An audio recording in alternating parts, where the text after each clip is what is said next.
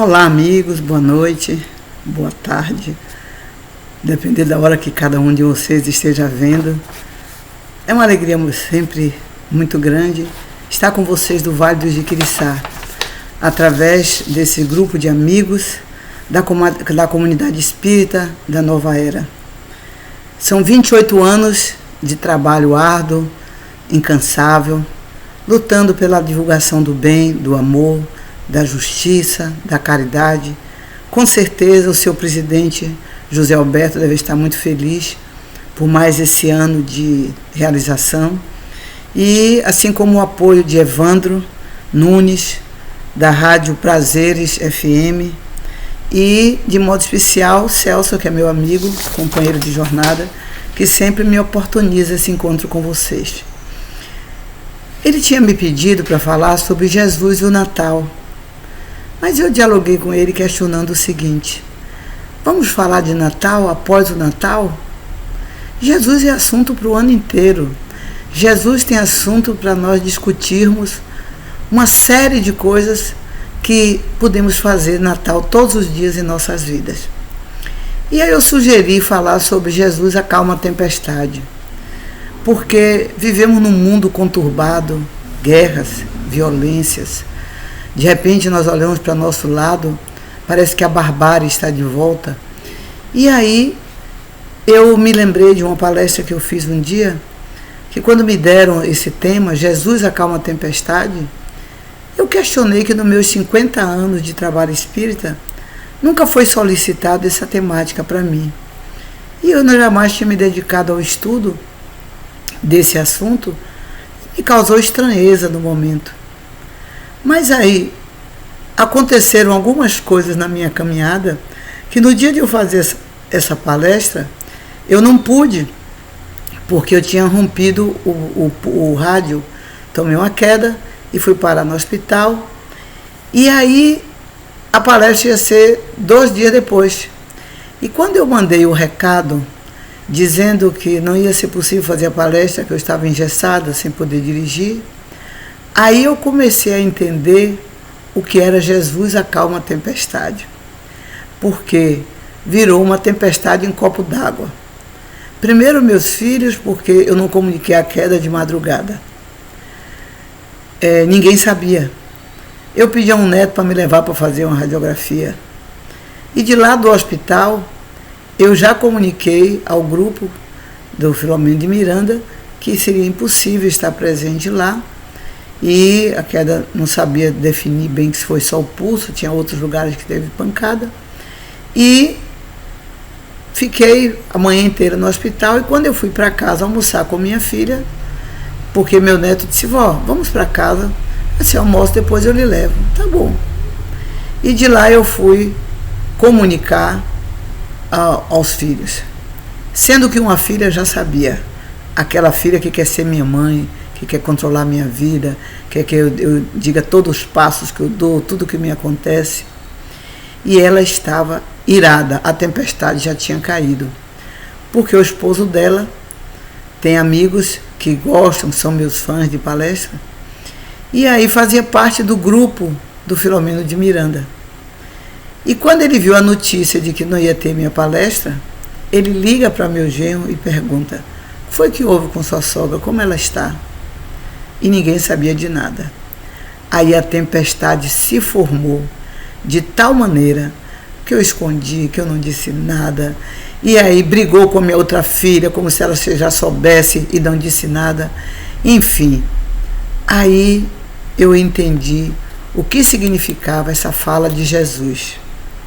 E fui pesquisar nesse período para me preparar, porque o grupo disse assim: eu arranjei um palestrante, eu vou dar outra temática, mas eu quero que você faça essa palestra. Talvez por esse meu modo louco de entender as coisas e de falar das coisas difíceis de uma forma mais simples, eu fui estudar o que é a tempestade, como ela se processa e por que acontece essa tempestade em nossas vidas e qual a medida que nós devemos tomar para evitar que a tempestade faça o que fez na minha vida naquele momento. Então, a tempestade nos mostra a nossa limitação, a nossa fragilidade, a nossa falta de fé, a confiança no outro, a confiança no Criador de todas as coisas. Eu confiei em Deus no momento da queda, botei argila no braço, botei uma tipóia, deitei e dormi, porque era 1h da manhã. Na minha concepção, eu estava fazendo a coisa certa. Não ia preocupar ninguém sair da sua casa 1h da manhã sem necessidade. Se fosse algo muito grave, eu chamaria.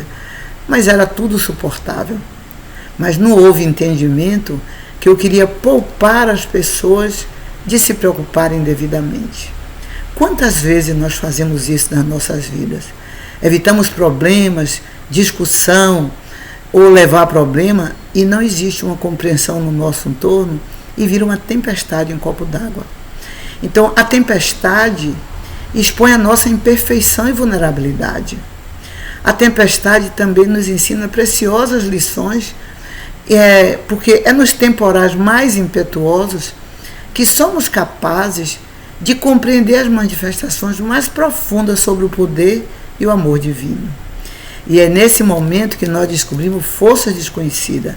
Então nós temos que ter a paciência, a serenidade, a confiança em Deus, para que a gente possa tomar atitude mais acertada. E foi o que eu tentei, mas no meu entorno eu vi o que era a tempestade. Então essa passagem de Jesus mostra uma hora que ele está no barco, sereno, cochilando. E aí começou a ventar sem parar, a soprar os ventos, as ondas, o barco ficou em movimento e Jesus sereno. Até que o mar parou e ficou calmo. E Jesus perguntou aos discípulos, por que ficaram com medo? E disseram-lhe que deveriam ter mais fé.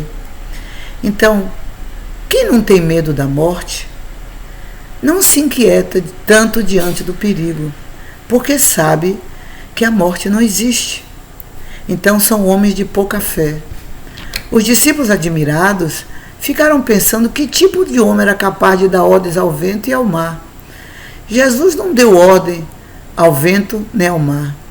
Ele sabia agir diante de uma tempestade. Ele sabia que aquilo era passageiro e que, de certa forma, essa tempestade do entorno não era eterna. Não há mal que sempre dure, nem bem que seja eterno. Então, quando você vai estudar sobre a tempestade e ver qual a medida que você deve tomar durante a tempestade.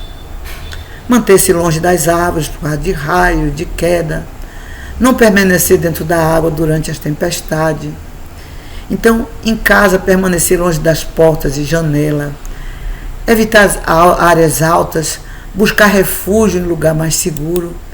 Isso é o que a natureza nos mostra diante desse momento que a tempestade está acontecendo. E na nossa vida de relação? O que é que a tempestade nos mostra? O que é que ela traz para a gente de lição? As incertezas, as dúvidas, as inseguranças, as brigas. Então, a ventania é a maledicência, é a injustiça, a dúvida, a discussões inúteis, falas inadequadas, porque esse temporal traz uma perturbação atmosférica violenta, geralmente associada à chuva forte, a trovão, a raio ou nevasca. E as pessoas agem conosco, muitas vezes, fazendo tempestade em copo d'água. E nós caímos na armadilha como bobos, nos deixando levar como patinho na lagoa, com medos e incertezas, provando que não temos fé, nem confiança no Criador, que nos deu tarefa a cumprir e sabe de todas as coisas. Jesus sabia que ele tinha tarefa a cumprir e que naquele momento não era a hora da sua morte, porque a tarefa não tinha sido concluída. Quando nós temos certeza do que nós estamos fazendo, nós enfrentamos tudo com serenidade, porque sabe que tudo é passageiro.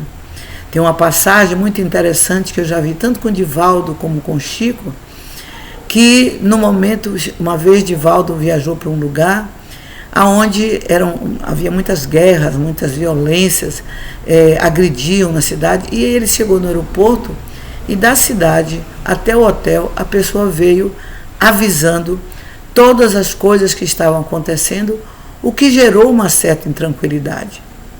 E aí Edivaldo ficou no hotel para se preparar para a hora da palestra.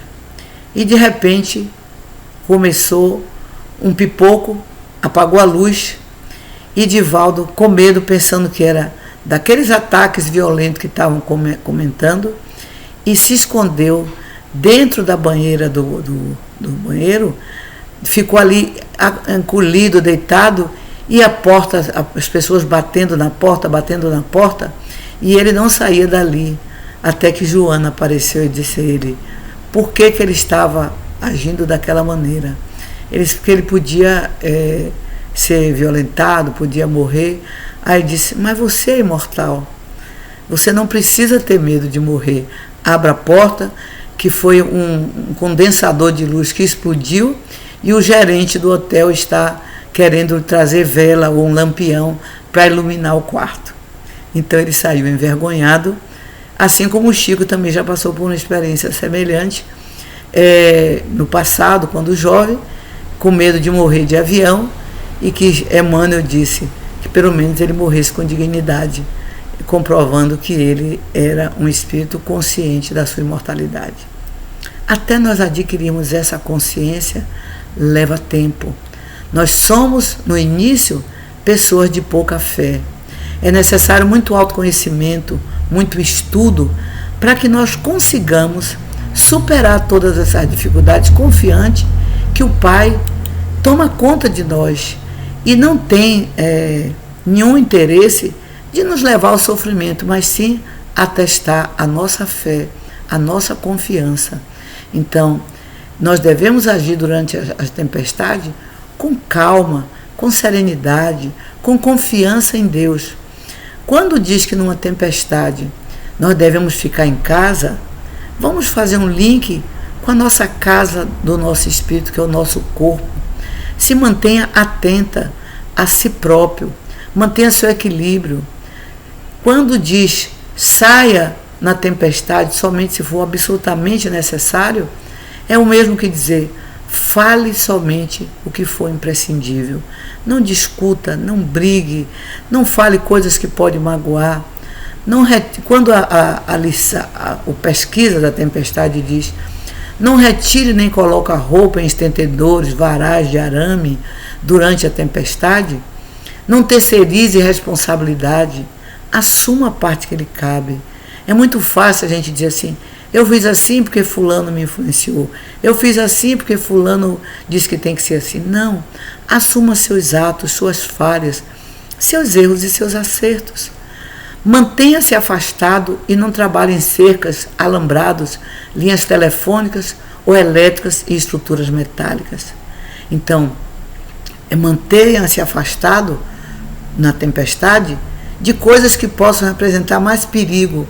Saia daquele meio da discussão, não dê arma para bandido, cale a boca, respire fundo, ore, vibre por aquelas pessoas para mudar a energia do ambiente. Então, como agir diante de uma tempestade? Analisando, racionalizando, evitando pânico antes da hora e confiando acima de tudo em Deus, que é o nosso Pai maior, que não nos colocou no mundo para sofrer, nem para nós sermos derrotados. Ele nos colocou no mundo com um objetivo único, aprender a amar e servir.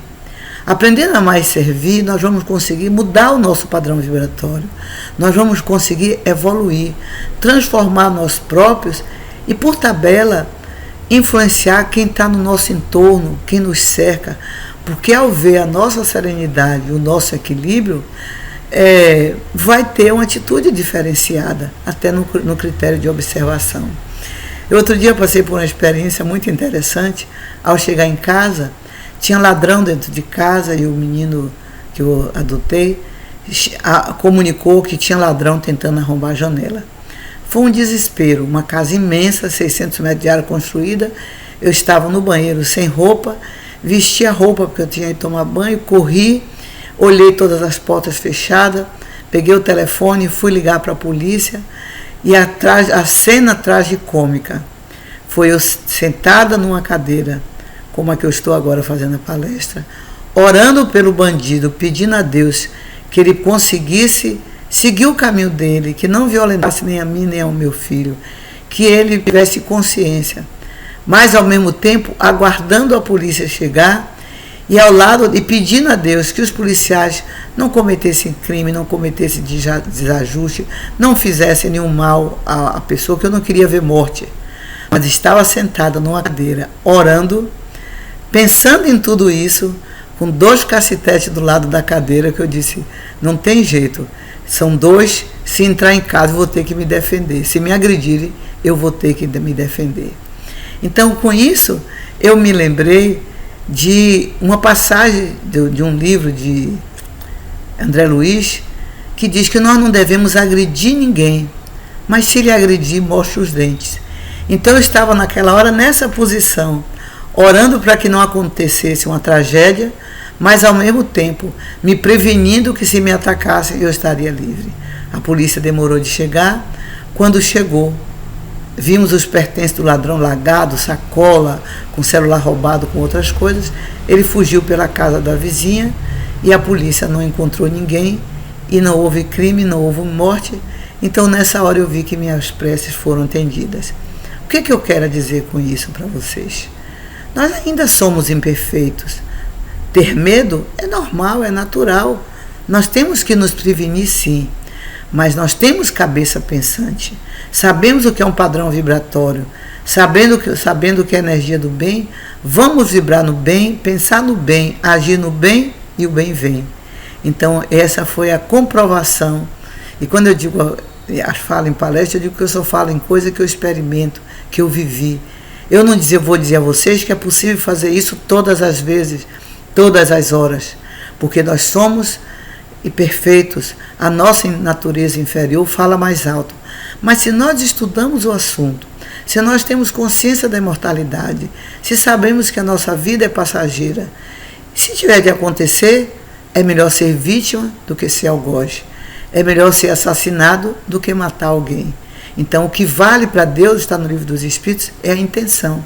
Então, a nossa intenção naquela hora era não correr perigo, não ameaçar a minha vida, que, como diz um amigo, eu sei que eu vou morrer, mas não quero agora. Eu ainda tenho muita coisa a fazer. Então, eu tenho que me acautelar, mas também não quero cometer nenhum delito. Então, quando a gente vai para essa passagem de Jesus acalma a tempestade, é uma reflexão muito profunda entre a tempestade que a natureza nos exemplifica como a toda hora, mostrando que por pior que seja a tempestade, ela passa. Abre um clarão belíssimo, um sol lindo, as nuvens limpas, e a gente vê que tudo passa e aquela nuvem negra também passará. Então essa explicação de Jesus acalma a tempestade me traz a reflexão de que Jesus sabia que aquela não era a hora dele ir embora. Ele ainda não tinha chegado à conclusão da sua tarefa e não seria naquela tempestade que ele morreria. Então manter a calma fazia com que aquela tempestade passasse mais rápido. É assim que nós devemos proceder. Quando temos consciência clara de quem somos, de onde viemos e o que nós estamos fazendo aqui, torna assim muito mais fácil da gente entender, aceitar e prosseguir. E o propósito de Deus para nossas vidas, a gente entende, sabe da nossa tarefa e nós conseguimos descansar mentalmente, mesmo no meio da tempestade. E é o tempo que a tempestade nos ensina, manter a calma de tudo manter a calma acima de tudo e ter confiança em Deus, confiança em si mesmo e a certeza de que tudo é passageiro. Jesus queria dizer aos apóstolos o que a tempestade poderia causar, mas que eles precisavam estar atentos à sua própria vida, ao seu comportamento. E os apóstolos estavam todos ali com medo apenas de morrer naquela tempestade do mar. Então, como seria que nós podemos nos proteger da tempestade? Olhe para a natureza. Siga a lição da natureza e você vai observar através das belezas que ela oferece. Eu sempre dizia para meus filhos que a águia, por exemplo, é uma ave que nos ensina muito. A ave faz um ninho para proteger seus filhos, cheio de espinhos por fora e cheio de plumas por dentro. Quando ela tem os filhotinhos, esses filhotinhos ficam tão acomodados dentro daquele ninho que não querem sair. Então, a mãe vai todo dia, traz a minhoquinha mastigada, traz o alimento, e assim vai nutrindo os seus filhinhos. E chega um momento que esses filhinhos estão tão confortáveis que eles não querem sair para trabalhar, para ir buscar o alimento. Ela ensina eles a voarem e eles não querem sair do ninho. E eu digo a meus filhos que casa de mãe é ninho de águia. Que naquele momento a águia vem, inverte o ninho, bota os espinhos para dentro e a pluma para fora. Eles já estão crescidinhos, o ninho fica tão desconfortável espiando eles que eles acabam saindo para ir aprender a voar e caçar. É assim na nossa vida, na nossa casa. Nossos filhos têm todo o conforto, alimentação, roupa lavada, comida na mesa, tudo certinho. Mas quando começam a ficar na idade da adolescência, na idade adulta, a casa de mãe é ninho de águia. A música que a mãe ouve incomoda, a comida não agrada, a hora de fazer isso, de fazer aquilo, as obrigações, a responsabilidade, ninguém quer. Então é necessário que o ninho da águia fique desconfortável para que ele sinta vontade de ter sua casa, sua família, seu lugar e voar, e embora seguir a vida. Então com a tempestade não é diferente. Então a natureza nos mostra, para você saber como proteger sua casa de chuvas e temporais. É você verificar de vez em quando o telhado, ver se tem goteira, ver se as portas estão vedadas direito, ver se a chuva é de açoite, aqueles cuidados de manutenção de uma casa. Diante da vida, o que evitar a tempestade? Crie o hábito da oração, é a manutenção do seu lar, é a asepsia diária, faça o evangelho no lar, pratique o amor, a doação, evite discussões, vê televisão só de programas de violência, porque violência traz violência, gentileza traz gentileza. Então, quando a gente vê no texto sobre a tempestade, que aconselha, feche todas as janelas, é a mesma coisa de dizer a você com a tempestade humana, feche todas as possibilidades de problemas, que seja motivo, ou qualquer coisa que seja motivo de ampliar os problemas. Faça silêncio interior, evite brigas, discussões, é perda de carga energética, se comunique com seu espírito protetor, peça orientação, peça ajuda, diga, meu irmão, eu não sei mais o que fazer, me oriente, peça orientação a Deus, a Jesus, se fortaleça na sua fé, porque dessa forma você consegue vencer todas as dificuldades, porque você está com uma couraça invisível. É como se você dissesse, eu tenho a força. Quando a gente era criança, que chovia, as mães cobriam os espelhos, tirava todos os aparelhos da tomada. Nós vimos isso, desligue os aparelhos da tomada para não dar circuito. Então eu digo a vocês, com a natureza, com a tempestade em nossa vida, desligue-se de problemas, se desligue de pessoas complicadas, não facilite, porque elas contaminam. Quando eu fazia evangelização de crianças, a gente sempre mostrava, botava numa caixa uma maçã podre e 9 boas e fechava. No dia seguinte, não foi as 9 boas que conseguiram transformar aquela maçã ruim em boa. É aquele almísquezinho que caiu do suco da maçã podre que começou a minar e apodrecer as outras. Então, desligue-se de problemas, livre-se de pessoas complicadas, ore por elas. Não é deixar de você orar por elas ou auxiliar, mas muitas vezes nós não temos condição de olhar nos olhos, de sentar para conversar. Então Jesus dizia, orai pelos inimigos, pelo que vos persegue e caluniam, porque você quebra a força. Então, Quando a gente vê numa chuva, na manutenção de uma casa, aconselhando a limpar calhas e ralos, consertar o telhado, aí está o vigiar e orar que Jesus aconselha. Vigiar e orar sempre. Invista em manutenção periódica. Então, essa prevenção é sempre a melhor solução. É melhor evitar, prevenir do que remediar. Sejamos fortes, sejamos audaciosos em ter a compreensão necessária para ver que isso tudo faz parte dos testes que tem na nossa vida. Que para testar se já temos paciência, se já temos confiança, se já sabemos como nos conduzir. Então, temos que parar e analisar quais os tipos de tempestade que existem. Como são as tempestades em nossas vidas? Leve, moderada, violenta? Aí você tem que analisar que tipo de família é a sua, que tipo de trabalho é o seu, que tipo de amizades são as suas. Então, família é um forno preparador. É o lugar onde a gente reúne as pessoas mais complicadas, mais difíceis. Ex-criminosos, ex-assassinos, ex-inimigos. Com a diferença que Deus não é burro. E no meio ele faz uma alquimia e coloca aquela alma fim, aquela alma que é boa com todo mundo, que é tolerante, que é paciente, que sabe apaziguar as coisas. Então, quando isso acontece, é como referência para mostrar o que eu quero ser e o que eu não quero ser. Mas então você vai analisar que tipo de família é a sua. No seu trabalho, da mesma forma.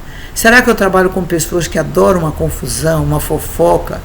Ou são pessoas que adoram o progresso, adoram ajudar os outros? Então, para você evitar essas tempestades, você tem que analisar que tipo de relacionamento é o seu, para saber que tipo de tempestade pode vir. Se é leve, se é moderada ou a violenta. Às vezes nós trabalhamos num local que é só violência. Mas eu dei aula em casa do menor infrator, em detenção feminina.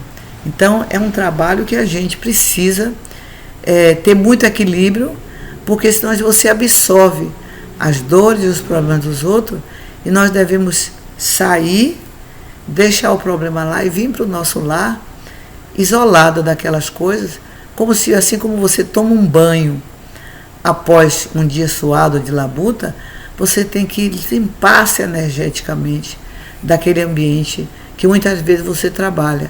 Uma detenção, um hospital, um sanatório de loucos, uma clínica de psicopatia, um sanatório.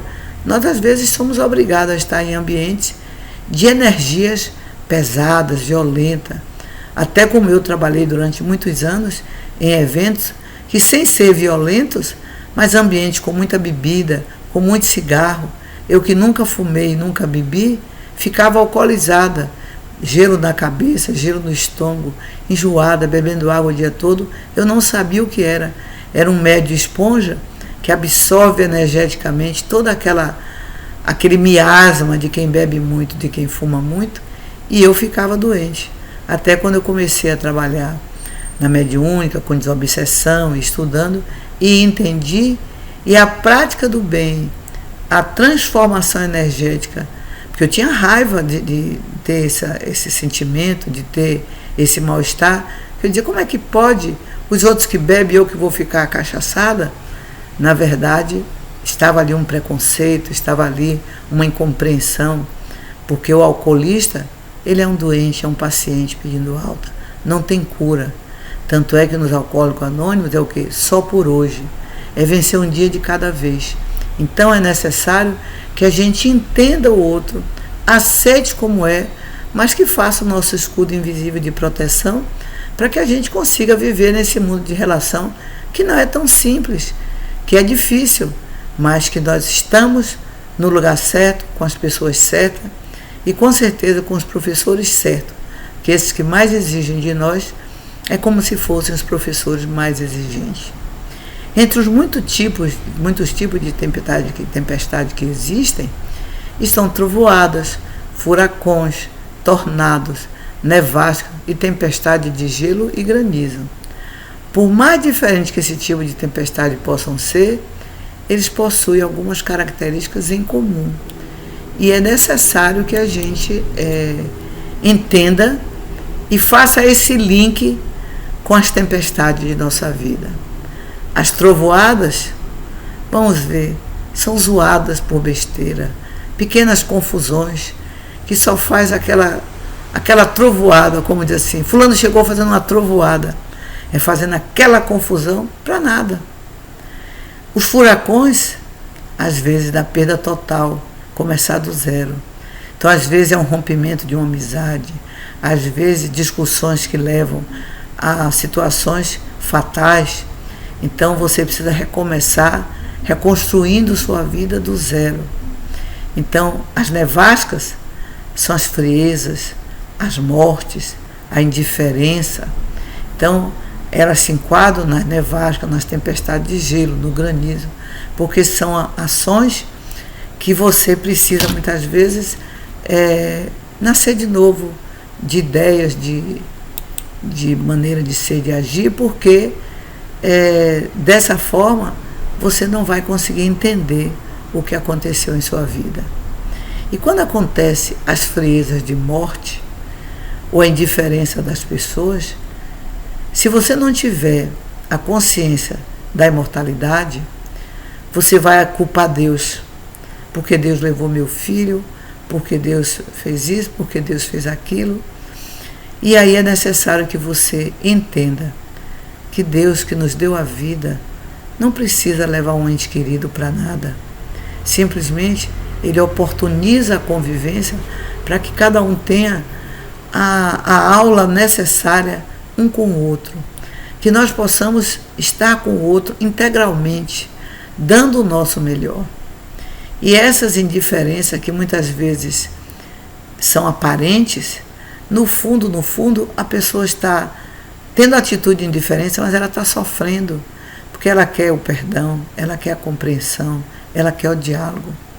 E quando você não consegue fazer isso, ou o outro não consegue lhe ouvir, existe a técnica do Ho Oponopono, que hoje está circulando pelo mundo, onde você fecha os olhos, coloca o outro mentalmente na sua frente e envolve nas melhores vibrações, falando as palavrinhas mágicas que a gente aprende na infância e que desconhece o poder da palavra na ação.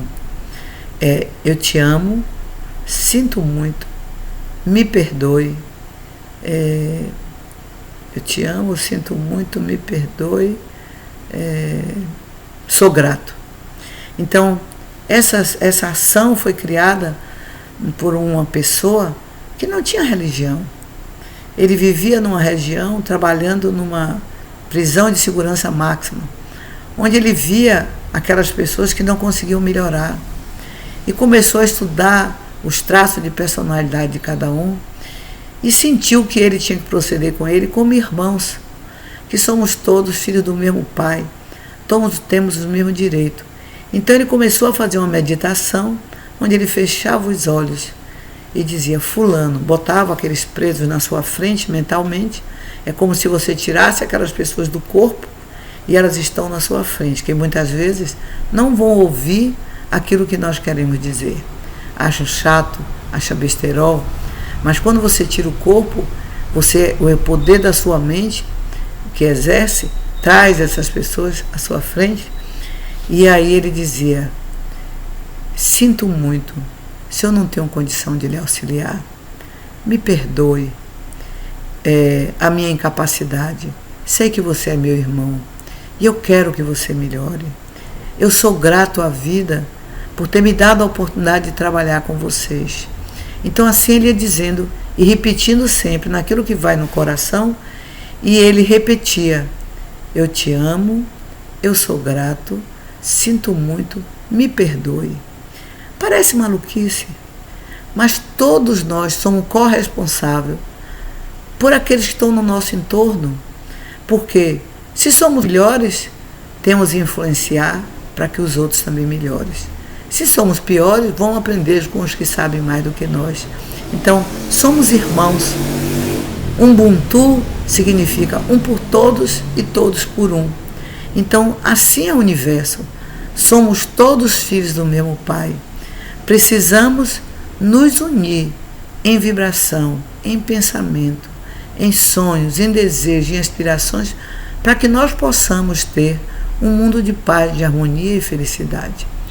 E foi assim que esse mestre conseguiu libertar. A maioria desses presos se tornaram pessoas sociáveis, capazes de conviver e tiveram liberdade condicional ou liberdade definitiva dessa prisão depois, porque ele interferiu espiritualmente na vida desses espíritos. Nós podemos fazer o mesmo com aquela pessoa da família que é persona não grata, daquele que só cria problema, daquele que não nos entende, daquele que ficou inimigo. Não importa se da família, colegas de trabalho ou inimigo. Importante é que você envolva nessa energia de amor. E é dessa forma que eu convido cada um de vocês a refletir no ano que se finda, nessa transição que viemos do Natal para o Ano Novo. Quando a gente fala do espírito de Natal, que seria a temática da palestra, aquilo é momentâneo, é só naquela hora. Porém, diz os estudiosos que nessa época do ano, Jesus passa mais próximo da Terra, porque a vibração dos pensamentos de solidariedade, de desejo de ajudar o outro, os abraços de meu irmão, eu te amo, me perdoe, as famílias que congregam, os amigos que congregam, por mais que não tenham esse entendimento, elas estão emanando energias diferenciadas no universo, e é dessa forma que chega essa espiritualidade maior, ao último dia do ano, onde se reúnem 1000 espíritos para decidir sobre a fraternidade e a paz na Terra. E tomam as decisões, e lá nesse grupo se encontra Bezerra de Menezes, Frei Carlos Murion e muitos outros espíritos de estirpe que se reúnem com os governadores espirituais para conseguir emanar vibrações para o novo ano. Como nós fazemos o planejamento de nossas vidas, eles também fazem o planejamento para o ano que chega. Façamos isso nos nossos lares. Uma pausa de meditação envolvendo as guerras, as comunidades carentes, a Amazônia, os índios, os que continuam escravizados, os índios daquela cidade que estão esquálidos, desnutridos. Vamos envolver com essa energia de amor que vai chegar em todos os cantos, porque nós temos capacidade para isso. Jesus nos ensinou que nós somos deuses, que nós podíamos fazer o que ele faz e muito mais. E se nós nos concentramos por alguns instantes, pensar no bem, agir no bem, emanar energias de amor no bem, nós nos tornamos esses deuses, ainda que por segundos, para interferir no planeta e conseguir emanar essa energia de amor. Meus amigos, ao findar o nosso trabalho, eu desejo a todos vocês de Jiquiriçá, a todos os lares das circunvizinhanças, um momento de reflexão e de paz, porque a paz que mora em mim compartilha com a paz que mora dentro de você. A paz no mundo depende de nós. Da até letra de música, depende de nós. Então somos nós os responsáveis. Nós não podemos mudar pessoas. Cada um muda-se sozinho, mas podemos ensinar pessoas o caminho da mudança. E qual é o caminho da mudança? É a fé, é a esperança, é a caridade, é o amor. Porque Jesus disse: vós sois luz. Brilhe a vossa luz. E de que maneira eu vou brilhar a minha luz? Como eu posso fazer para essa luz brilhar? Evitando as tempestades, evitando as discussões. Cada vez que eu venço a mim mesmo, é como se fosse uma buchinha que limpa um núcleo negro que está opaco no nosso campo vibratório. Cada vez que eu resgato o inimigo, mais uma limpeza astral é feita. Cada vez que eu faço o bem, o amor, que eu prego a paz, eu limpo. E assim nós vamos resplandecendo em luz porque somos espíritos comprometidos com a lei.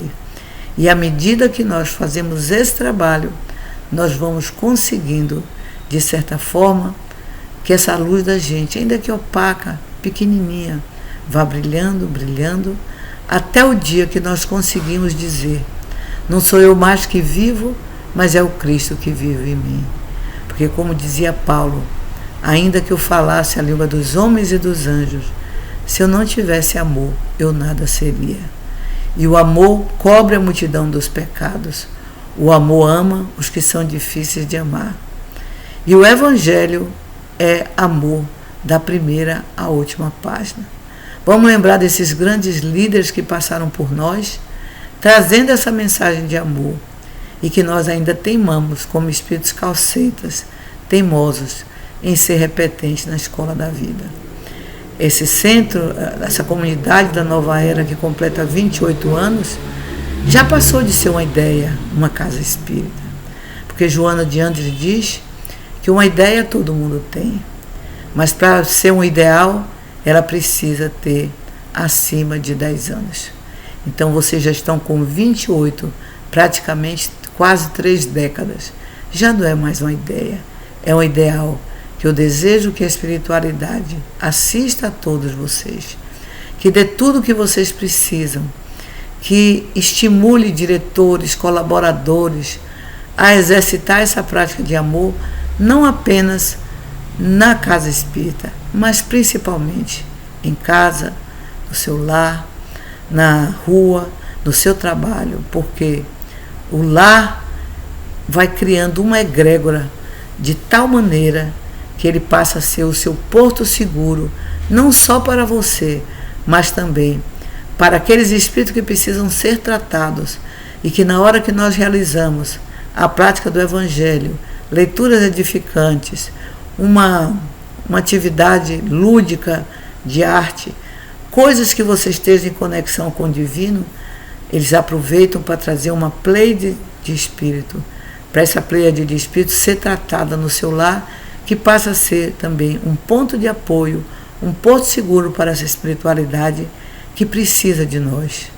Há muitos anos atrás, quando eu vi Carlos Bernardo dizer numa palestra, Deus precisa de mim, eu achei super pernóstico, pedante. Deus, o Criador de todas as coisas, precisa de você para quê? Não verbalizei, mas pensei. E o tempo se encarregou de me mostrar. Realmente, Deus precisa de nós, porque Ele dá a ideia, Ele dá a sugestão, Ele dá a vida. Criou todos esses mecanismos da natureza, através da botânica, através dos animais, através das plantas, das flores, para nos orientar e nos ensinar. Mas nós precisamos executar, porque tudo está em torno de nós. Mas para interagir no mundo físico, precisa da energia vital da pessoa encarnada. Então, enquanto nós estamos na vida, vamos aproveitar, vamos dar o nosso melhor, vamos desejar nesse momento, para todas as pessoas que estão nos assistindo, as melhores vibrações de uma virada de ano repleta de alegria e principalmente de sonhos e de projetos, porque o que está acontecendo hoje em dia, o grande número de depressão, de síndrome de pânico e tantos outros sentimentos de ansiedade que a gente vê, é porque as pessoas não têm sonhos, não têm projetos. O povo deixou de sonhar. Então vamos sonhar, porque sonhando e tendo projeto de vida, tendo um propósito, você deita e dorme, se encontra com essa espiritualidade maior que nos assiste, eles nos orientam, e quando nós acordamos, nós temos a certeza do que nós temos a fazer e a realizar, e pedimos força e misericórdia a essa espiritualidade, e seguimos com a certeza de que vale a pena amar e servir. Que Jesus abençoe a todos, que cubra Maria Santíssima com seu manto a todos os nossos colaboradores, que nos dê a resignação de Maria, a aceitação para cumprirmos a nossa tarefa até o dia que Jesus permitir. Tenhamos certeza que enquanto tem vida, tem esperança. Enquanto temos essa ação no bem, temos assistência. Por isso é que líderes como Divaldo, como Chico, tiveram moratória até quase 100 anos. Eu conheci Divaldo com 40 e poucos anos de moratória com problema de coração. E ele está com 96, realizando sua tarefa, como fez agora, como faz todo ano, já há muitos anos, o Dia da Paz. Sejamos nós, todos, elementos articuladores da paz, com a certeza que se cada um fizer a sua parte, se cada um varrer a porta de sua casa, não precisa serviço de limpeza pública. Se cada um de nós fizer sua limpeza interna, como clamou Sócrates, homem, conhece-te a ti mesmo. Mudemos de atitude mental, mudemos os nossos hábitos errados, nos alimentemos melhor, para que nossa alimentação seja o nosso remédio, nosso pensamento seja o nosso alimento e o nosso remédio. E a nossa ação no bem, com certeza, será diferenciada, porque somos deuses. Podemos fazer o que o Pai fez e muito mais.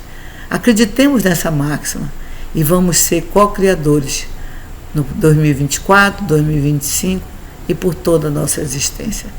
Que Jesus ampare e proteja e que as tempestades que tiver na sua vida, eu espero que essa fala de mostrar como agem as tempestades na natureza, fazendo link como agimos na nossa vida, sirva de reflexão para você, não apenas nessa horário da palestra. Ouça com atenção, repita se necessário for, e aí você, com certeza, vai mudar de atitude, mudar de cabeça e ter um ano muito feliz, porque a repetição nos leva ao aprendizado. De tanto a gente ouvir falar, de tanto a gente estudar, de tanto ouvir a nossa própria voz, nós acabamos reconhecendo que nós precisamos sair dessa acomodação para sermos pessoas melhores. Beijo no coração de vocês todos e que Jesus ilumine a estrada de todos os dirigentes, médios, participantes, colaboradores que se preocupam em levar essa mensagem para a virada do ano e para todo sempre. Paz a todos.